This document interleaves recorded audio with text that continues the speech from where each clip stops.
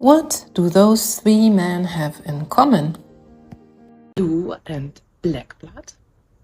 They have wineries in Tuscany, and they are the godfathers of the Supertuscan. Blue blood, black blood, what does it mean? Are they vampires? We all know what blue blood means, right? Noble origin. But black blood? No, it's not the mafia. In noble families, the oldest son was the heir and got everything. The prettiest daughter got a huge dowry, and the rest off to the cloister, living a life of religious duty, protected and free. Back in the Renaissance, having black blood meant there was at least one cardinal in the family, and sometimes even a pope. But it wasn't just about a safe place to live. The church was a major secular power. Noble families needed potential candidates for cardinals and even popes to secure their influence and power. Imagine a family tree full of bishops and cardinals, all working to strengthen their family position. So the family always made sure back then that all bets were covered, correct? I think it was a bit the concept, yes. But did you know that you will never ever find the word Supertuscan on a label? So how do you actually recognize if a wine is a Supertuscan? Here's the deal.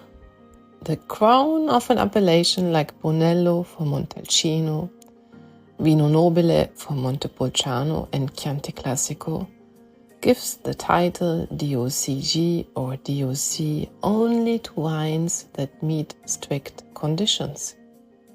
But what happens when you color outside the lines? Let's find out.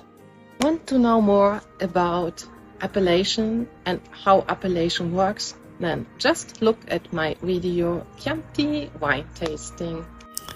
Marchese Mario Incisa della Rocchetta. In the 1940s, he started planting Cabernet Sauvignon on Tenuta di San Guido, just for fun. You have to know that this winery is situated in the Bulgari area, close to the Tuscan Sea. And as all traditional appellations, also this one was all about Sangiovese. But here's the twist. The terroir that produced only mediocre Sangiovese, and the wines could not compete with important Sangiovese appellations like Vino Nobile for Montepulciano, Brunello for Montalcino, and the Chianti Classico. Looking at the terroir and the climate, he thought, I'm going to try some Bordeaux wines. So he decided to experiment with typical Bordeaux grapes, Cabernet Sauvignon, Cabernet Franc, Petit Verdot, and Merlot. And guess what? Those grapes produced exceptional wines. In 1968, the first bottle of Sassicaia was sold, and boom! It was named the best Italian wine by Americans. But get this, it wasn't even considered an appellation wine. It was only an EGT, a simple table wine. Crazy, right? This is where the Americans stepped in with their marketing genius and coined the term Supertuscan. But remember, it's just a marketing term, not an official classification.